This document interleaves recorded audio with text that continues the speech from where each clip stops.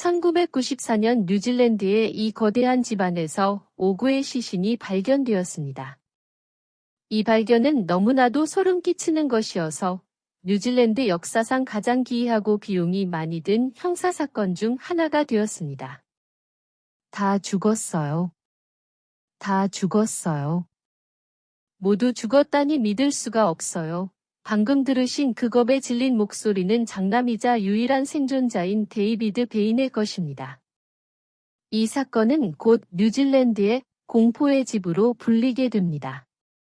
충격적이게도 데이비드는 나중에 자신의 온 가족을 살해한 혐의로 5건의 살인죄로 기소되었습니다. 당시 그의 나이는 겨우 22살이었습니다. 이야기가 여기서 끝난다고 생각하신다면 다시 생각해 보십시오. 19년 후 데이비드는 자유의 몸이 되었고 그 이유는 여러분을 할 말을 잃게 만들 것입니다. 모든 것을 의심하게 만드는 그런 사건 중 하나이며 저를 믿으세요. 여러분은 끝까지 이를 악물고 지켜보고 싶어질 겁니다. 하지만 이 충격적인 반전에 대해 알아보기 전에 먼저 이 소름 끼치는 미스터리의 중심에 있는 사람들, 베인 가족에 대해 자세히 살펴보겠습니다. 불이 난 곳에서 100m 이상 떨어져 있는데도 불길의 강렬한 열기가 느껴집니다. 집은 1시간 이상 거대한 불길에 휩싸였습니다. 불은 도시 대부분 지역에서 보일 정도였습니다. 이 집은 아라와 라니엣, 스티븐 컬렌 베인이 부모인 로빈과 마거릿과 함께 살해된 지 17일 후에 불탔습니다. 겉으로 보기에 베인 가족은 전형적인 신앙심 깊은 가족처럼 보였습니다. 데이비드 컬렌 베인은 1972년 3월 27일 로빈 베인과 마거릿 컬렌의 첫 아이로 태어났습니다. 그의 부모는 불과 3년 전인 1969년에 결혼했으며 평화롭고 화목한 가정을 꾸리고자 하는 신앙과 희망에 깊이 뿌리내리고 있었습니다. 하지만 삶은 다른 계획을 가지고 있었습니다. 데이비드가 겨우 2살이었을 때 선교사 교사로 봉사하라는 로빈의 소명은 가족을 고향에서 멀리 떨어진 곳으로 이끌었습니다. 베인 가족은 삶의 터전을 뿌리 뽑고 북서쪽으로 3,000마일 이상 떨어진 파푸아뉴기니로 이주했습니다. 뉴질랜드의 익숙한 거리에서 열대 지방의 외딴 성 국가라는 종종 힘든 환경으로의 거대한 변화였습니다. 가족의 수도 늘어났습니다. 데이비드는 3년 후와 4년 후에 태어난 두 여동생 아라와 라니엣, 그리고 데이비드보다 8년 후에 태어난 남동생 스티븐까지 4남매의 장남이 되었습니다. 여러 면에서 이때는 기쁨과 성장의 시기였어야 했습니다. 하지만 수면 아래에서는 균열이 생기기 시작했습니다. 로빈이 선교 사업에 몰두하는 동안 마거릿의 영적인 길은 변화하기 시작했습니다. 그녀는 뉴에이지 영성주의와 영혼과 소통한다는 생각에 매료되었는데 이는 가족이 자라온 전통적인 종교적 가치와는 극명한 대조를 이루었습니다.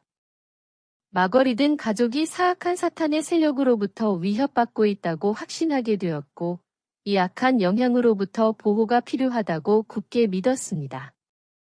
이러한 집착은 가정 내의 긴장과 두려움을 야기했으며 시간이 지남에 따라 더욱 커져갈 미스터리와 불안의 층을 더했습니다. 게다가 선교 사업에 대한 로빈의 열정도 몇 년 후 식기 시작했습니다. 가족을 파푸아뉴기니로 이끌었던 꿈은 빛을 잃기 시작했고 이주한 지 14년 만인 1988년에 그들은 뉴질랜드로 돌아왔습니다. 가족은 뉴질랜드 남섬 더니든의 조용한 교외 지역인 앤더슨스 베이의 큰 집에 정착했습니다.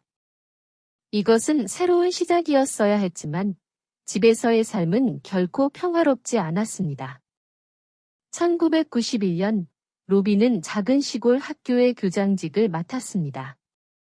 서류상으로는 안정적인 직업과 지역사회를 재건할 기회로 유망하게 들렸습니다. 하지만 집에서는 상황이 급격히 악화되고 있었습니다. 1994년까지 로빈과 마거릿의 결혼 생활은 위태로웠습니다. 부부는 끊임없이 다투었고 매일의 싸움은 가족의 정신을 갉아먹었습니다. 로빈에 대한 마거릿의 증오는 너무 깊어져서 그를 죽이고 싶다는 소름 끼치는 말을 했다고 전해집니다. 긴장감은 감정적인 것뿐만이 아니었습니다. 그것은 집의 상태에서도 명백했습니다. 방문객들은 베인가의 집을 돼지우리 같다고 묘사했습니다. 한때 웅장했던 집은 낡고 방치되어 있었습니다. 깨진 창문, 벗겨진 페인트, 그리고 잡동사니가 모든 구석을 채웠습니다. 불쾌한 냄새가 공기 중에 머물렀는데 이는 가족의 방치와 무질서를 증명하는 것이었습니다. 로빈은 주중에 거의 도와주러 오지 않았습니다. 그는 집의 혼란에서 수마일 떨어진 학교 근처 캐러밴에서 살며 잠을 잤습니다. 주말에는 집안의 가족과 함께하는 대신 정원에 주차된 다른 캐러밴에서 머물렀습니다. 가족 구성원 간의 정서적 거리는 더욱 넓어졌습니다. 설상가상으로 로빈을 둘러싼 어두운 소문이 돌았습니다. 막내딸 라니엣에 대한 학대 혐의와 비난의 속삭임이 있었습니다. 이러한 주장은 가족에게 그림자를 드리웠고 나중에 전국을 충격에 빠뜨린 사건의 핵심 요소가 되었습니다. 반면에 데이비드와 아버지의 관계는 긴장되고 껄끄러웠습니다. 대조적으로 그는 어머니 마거릿과 매우 가까웠고 종종 로빈에 대한 불만을 공유하며 불만 속에서 단결했습니다. 1994년 22세의 데이비드는 자신의 길을 찾으려 노력하고 있었습니다. 그는 오페라 가수가 되겠다는 꿈을 가진 음악 학도였는데 이는 그의 형제들이 걷는 일반적인 길과는 다른 야심찬 목표였습니다. 그가 국제적인 명성을 얻을 재능이 있었는지는 논쟁의 여지가 있지만 음악에 대한 데이비드의 열정은 진짜였습니다. 이걸 한번 보세요. 천천히, 가볍게 가르쳐줘. 행복해 보이네. 이제 집안의 혼란에도 불구하고 4명의 베인 남매는 모두 학교나 직장에 다니고 있었습니다. 아라와는 교사 훈련을 받고 있었고 스티브는 고등학교를 마치고 있었으며 라니엣은 아르바이트를 하고 있었습니다. 하지만 데이비드의 길은 조금 더 복잡했습니다. 대학에 적응하는 데 어려움을 겪은 후 그는 한동안 자퇴하고 실업수당에 의지하기도 했습니다. 하지만 그는 결국 클래식 음악을 공부하기 위해 대학에 복귀했고 이른 아침 신문 배달을 하며 생계를 유지했습니다. 이는 규율과 근성을 요구하는 평범한 일이었습니다. 이제 제가 말씀드린 베인 가족에 대한 모든 세부 사항, 즉 그들의 깨진 관계, 이상한 믿음, 그리고 고조되는 긴장을 고려할 때 이 이야기가 얼마나 복잡하고 가슴 아픈지 더 쉽게 이해할 수 있습니다. 가족은 안전과 사랑의 장소여야 하지만 베인 가족에게는 전혀 그렇지 않았습니다. 1994년까지 로빈과 마거릿 베인의 유대는 단지 깨진 것이 아니라 회복 불가능할 정도로 산산조각 났습니다. 마거릿은 로빈이 벨이라고 부르는 악마의 씨였다고 굳게 믿게 되었습니다. 그녀는 또한 남편을 지옥의 네 왕자 중 하나인 벨리알의 아들이라고 지칭했습니다. 이것은 스쳐 지나가는 생각이나 단순한 두려움이 아니었습니다.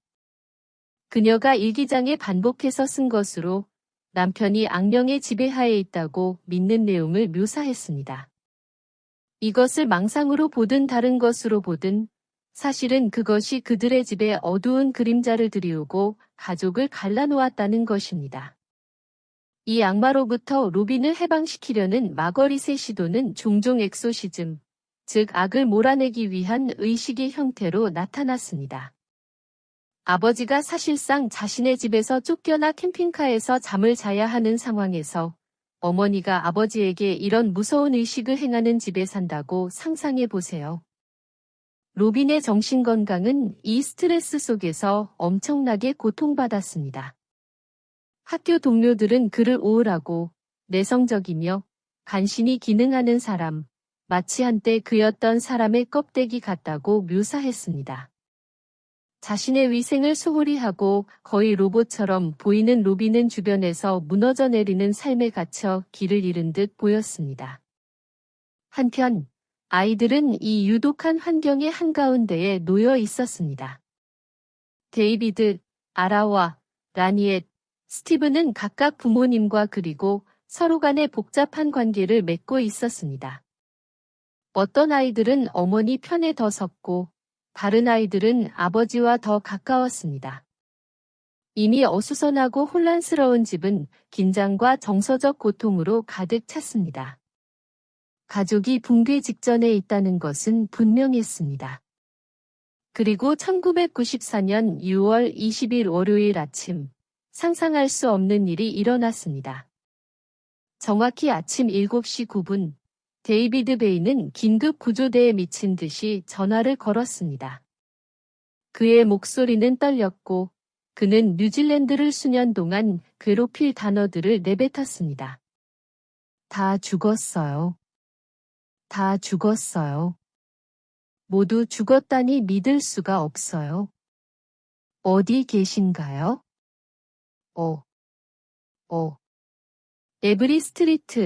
에브리 스트리트 65번지요. 다 죽었어요. 누가 다 죽었다는 거죠? 저희 가족이요. 다 죽었어요. 빨리 와주세요. 알겠습니다. 에브리 스트리트, 서머빌 스트리트에서 갈라지는 길이 맞나요? 네. 전화 거신 번호가 어떻게 되죠? 454. 네. 2527. 454, 2527? 2527. 그리고 성함이 어떻게 되시죠? 대인입니다.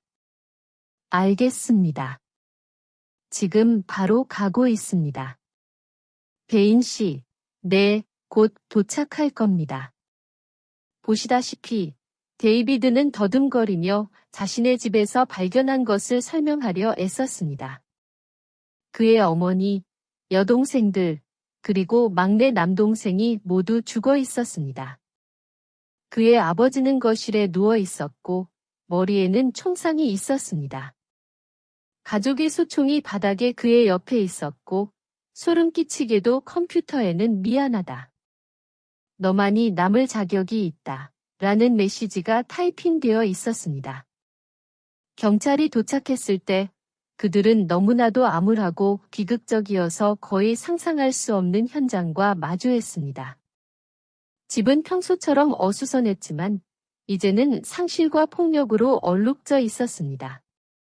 대인 가족 5명 모두가 사망했고 온 나라를 충격에 빠뜨린 잔인한 총격 사건의 희생자가 되었습니다.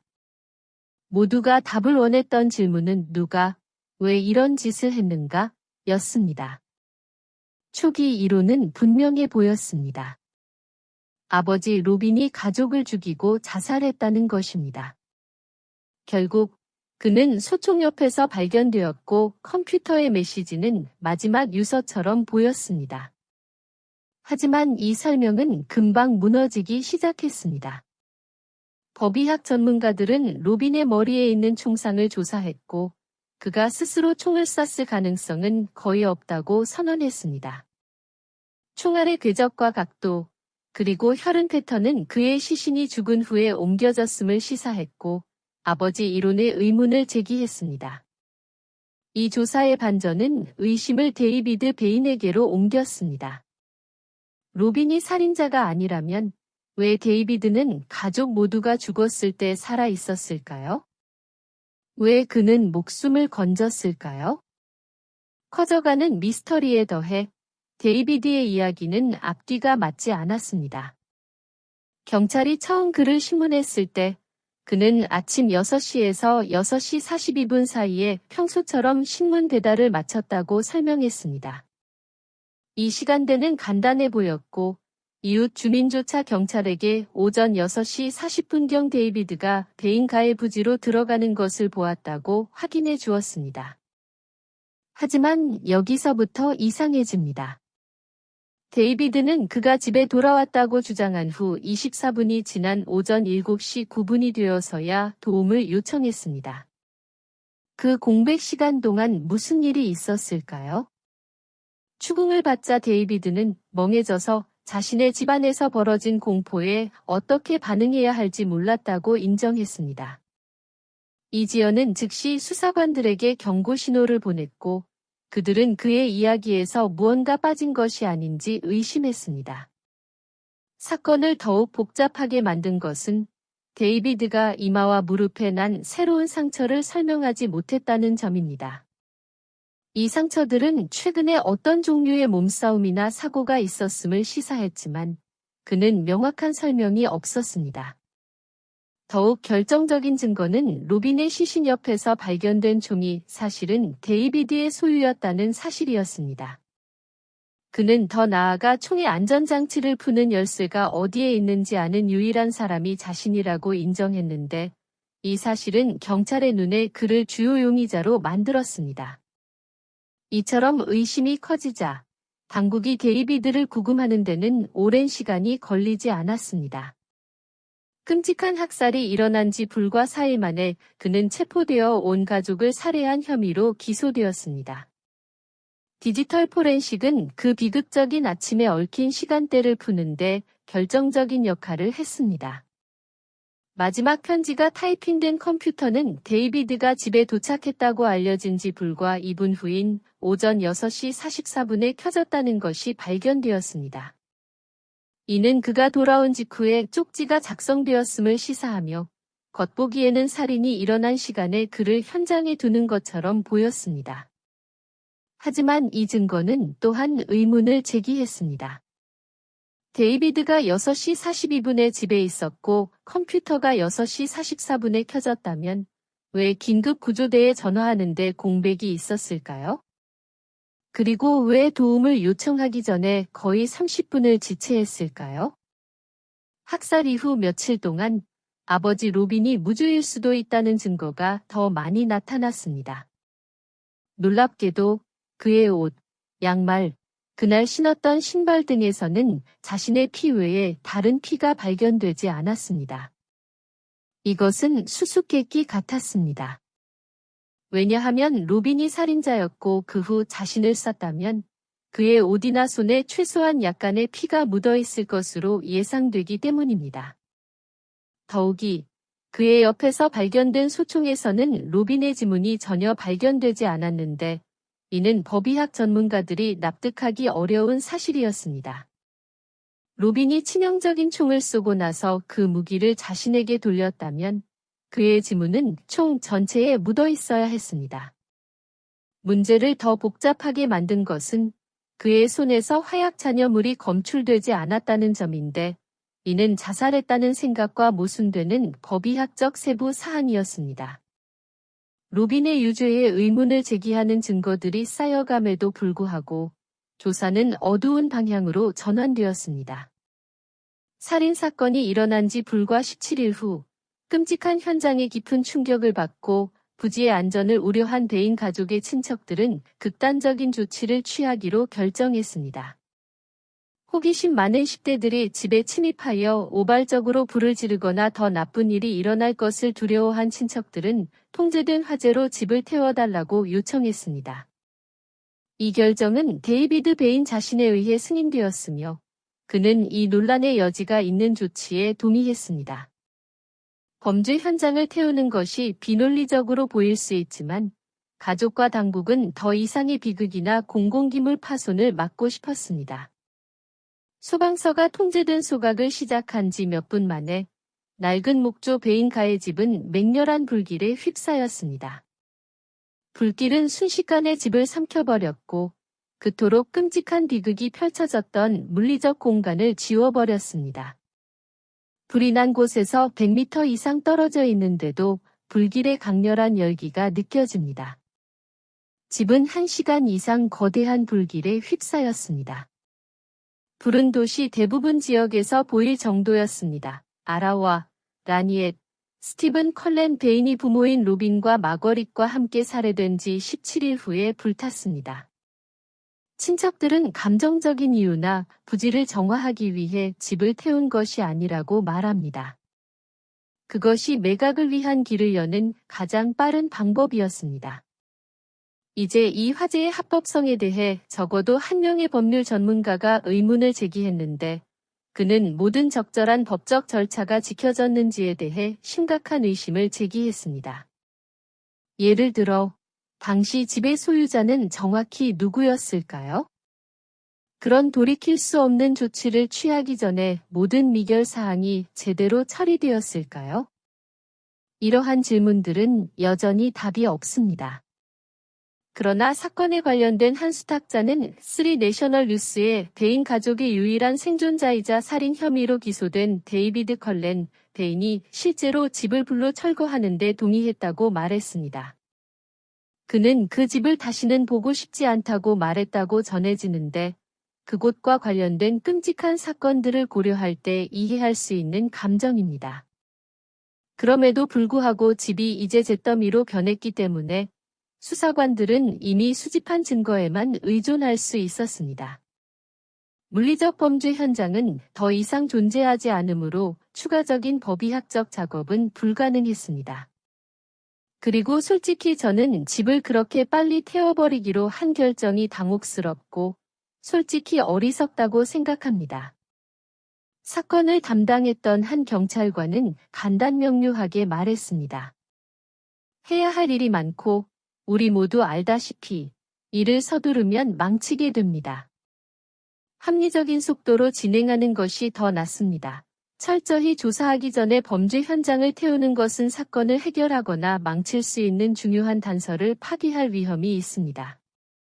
가족이 어떻게 그렇게 빨리 범죄 현장을 태울 허가를 얻었는지 또는 왜 누군가가 그것이 좋은 생각이라고 생각했는지는 완전히 미스터리로 남아 있습니다. 이 모든 것에도 불구하고 정의의 수레바퀴는 계속 굴러갔습니다. 학살이 일어난 지 거의 1년 만인 1995년 5월, 데이비드의 재판이 마침내 시작되었습니다. 검찰은 잘 준비하여 그 끔찍한 아침에 소름 끼치는 시간대를 신중하게 재구성했습니다. 그들의 버전에 따르면 데이비드는 아침 5시에 익숙한 알람 소리에 잠에서 깼습니다. 옷을 입은 후 그는 하얀 오페라 장갑을 꼈는데 이는 이상하고 불안한 선택이었습니다.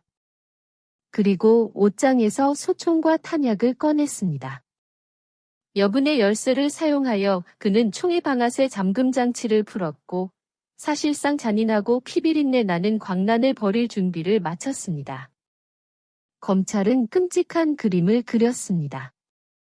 데이비드는 체계적으로 어머니를 쏘고 그 다음 두 여동생, 그리고 마지막으로 남동생을 쐈습니다.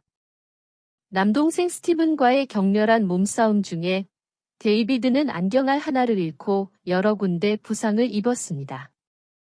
희생자들의 피가 데이비드의 옷에 스며들었는데 이는 검찰이 그의 연루를 증명하기 위해 강조한 결정적인 세부 사안이었습니다. 흔적을 지우려고 데이비드는 피 묻은 옷을 세탁기에 던져넣고 세탁을 시작하고 샤워를 하고 깨끗한 새 옷으로 갈아입었다고 합니다. 이러한 행동은 세탁실과 욕실 곳곳에서 발견된 핏자국을 설명합니다. 누군가 필사적으로 증거를 지우려 하지 않는 한 아무도 예상하지 못할 장소들입니다. 이 끔찍한 뒷정리 후 데이비드는 평소의 아침 일과를 시작했다고 전해집니다. 5시 45분에 집을 나서 아무 일도 없었다는 듯이 신문을 배달했습니다. 대략 6시 42분에 집에 돌아와서 위층으로 올라가 6시 44분에 컴퓨터를 켜고 메시지를 타이핑했습니다. 그런 다음 아버지 로빈이 돌아오기를 기다렸습니다. 로빈은 매일 아침 정확히 7시에 캐러밴에서 집으로 들어와 기도를 하는 것으로 알려져 있었고 비극적이게도 그날도 예외는 아니었습니다. 검찰은 데이비드가 거실 커튼 뒤에 숨어 아버지가 근처에 무릎을 꿇기를 조용히 기다렸다고 주장했습니다. 바로 그 순간 그는 로빈을 지근거리에서 쏘았습니다. 그 후 데이비드는 로빈이 자살한 것처럼 보이도록 현장을 조작했다고 합니다. 그제서야 그는 충격과 절망을 가장하며 긴급 구조대에 전화를 걸었습니다. 이 전화는 데이비드가 멍해져서 다음에 무엇을 해야 할지 몰랐다고 주장한 24분의 공백과 일치했습니다.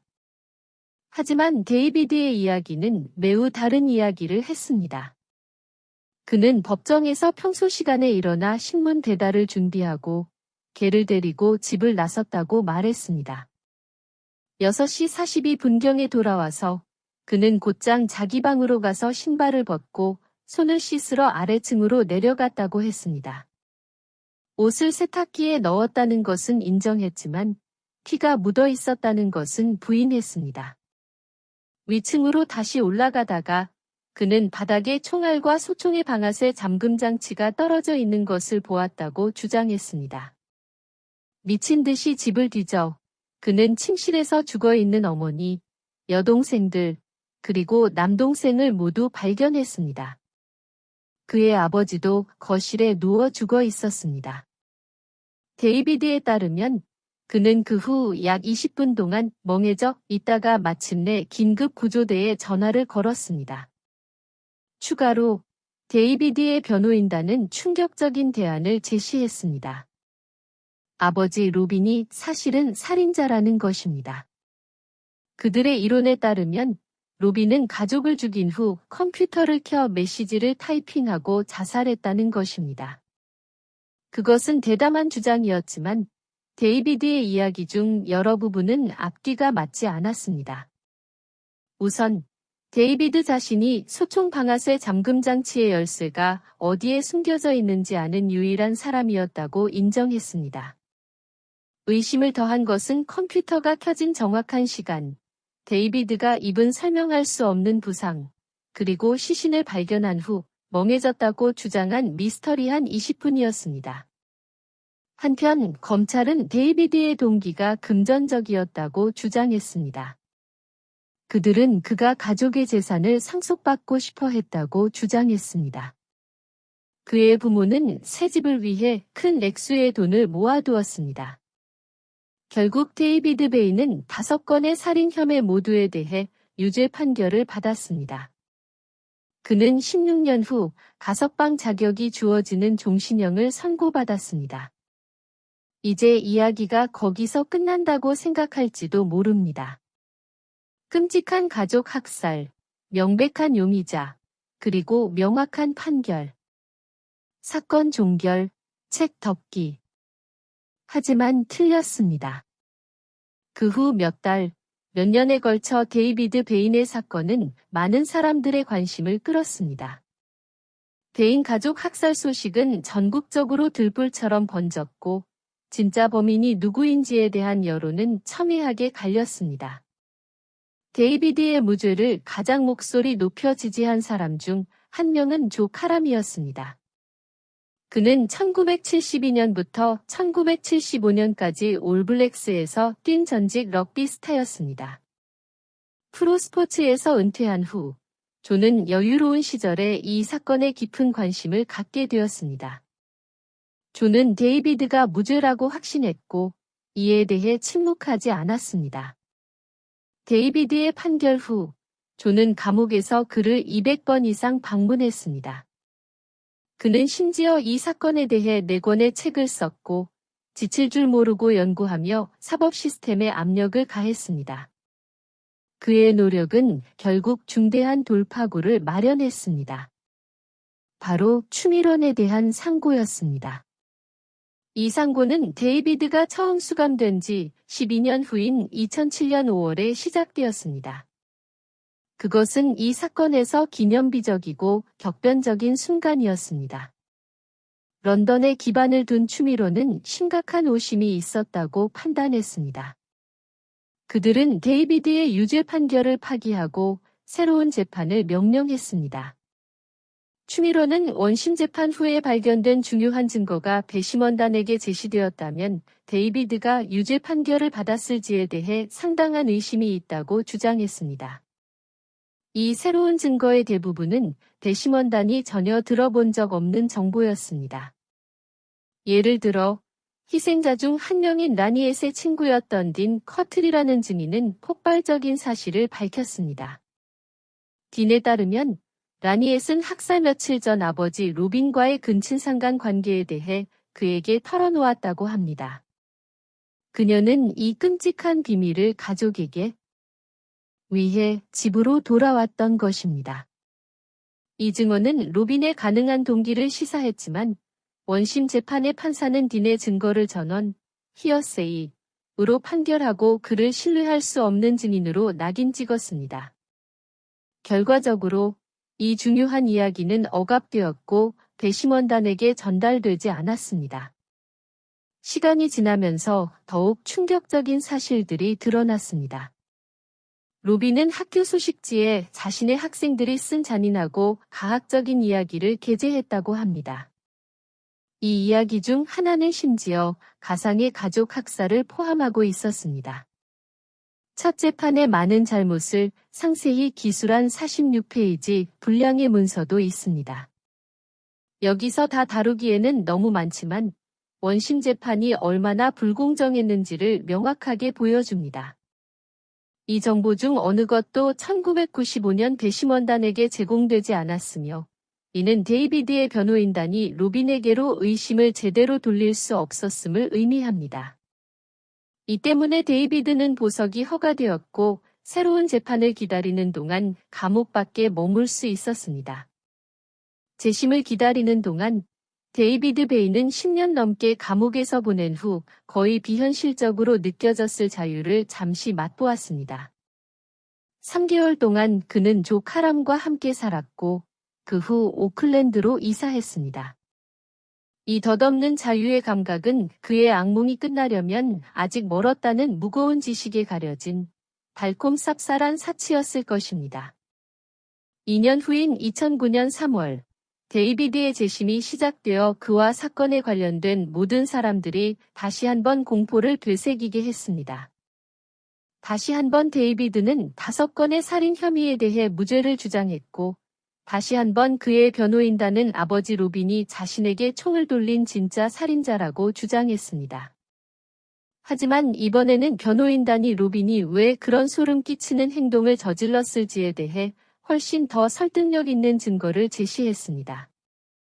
그들은 로빈이 어떻게 깊고 병적인 우울증에 빠졌는지, 동료와 친구들을 걱정하게 만든 불안한 행동을 보였는지, 그리고 가장 중요하게는 라니엣이 학살 직전에 가족에게 폭로할 준비가 되어 있었다고 알려진 그 모든 것의 중심에 있는 비밀을 밝혔습니다. 공포와 절망에 잠긴 이 비밀은 절망과 수치심에 의해 벼랑 끝으로 내몰린 한 남자의 모습을 그렸습니다. 재심은 3개월 동안 고된 증언, 논쟁, 모든 세부 사항에 대한 재검토로 가득 차 지루하게 이어졌습니다. 하지만 긴 과정에도 불구하고 배심원단의 결정은 놀라울 정도로 신속했습니다. 심의에 들어간 지 하루도 채 안 되어 그들은 만장일치 무죄 판결을 가지고 돌아왔습니다.